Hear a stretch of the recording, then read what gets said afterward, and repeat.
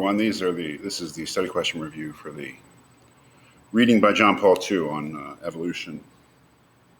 And I know that like two people might watch these videos, but these are good videos to watch to prepare for the exams. I mean, the exams are on the readings primarily, but they're on my interpretation of the readings, obviously. So, getting a sense of what I had in mind, this is your feedback for the study questions. So if you're watching this, you're smart. Just because you watch this. Okay, so question one, what is John Paul II saying about evolution in this document? This is something you should be able to do in an exam. What is he saying about evolution? First of all, he's saying that it's true. That is as far as the scientific theory about nature can be empirically verified, Darwin's basic theory of evolution, with some theoretical, he refers to, there are some genuine questions about natural selection, whether it is a sufficient way to explain species change or not. But essentially, John Paul II is saying that human beings, of course, they've evolved biologically like all other living things. There is abundant proof of that. We're beyond that question. So, first of all, that evolution is basically correct as a theory of nature that includes human beings.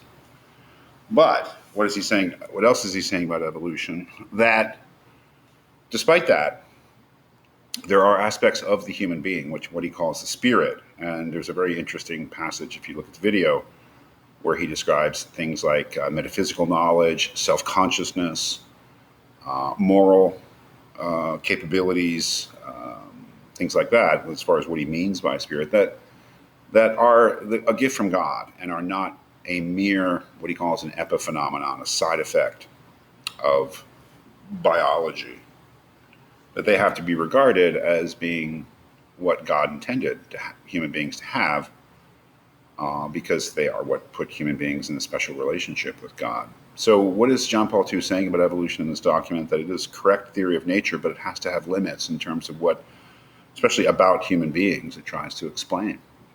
Otherwise, as it said, it misunderstands the truth about human beings. The details of all that are in the document and to some degree in the second, especially, video. Number two, and this is an open-ended question, obviously, but this is the kind of question you should be able to handle in an exam. Can the spirit, what he calls the spirit, be explained in evolutionary terms, in your opinion? Why or why not? Which is basically saying, can we have a total Darwinian understanding of human beings? Or are there some aspects of human beings that cannot be understood in evolutionary Darwinian terms? That is really the question. And I can't think of a more important question for human beings to ask of themselves as natural creatures, whether they are entirely natural creatures. I know we're getting into philosophy here, but it's a philosophical question.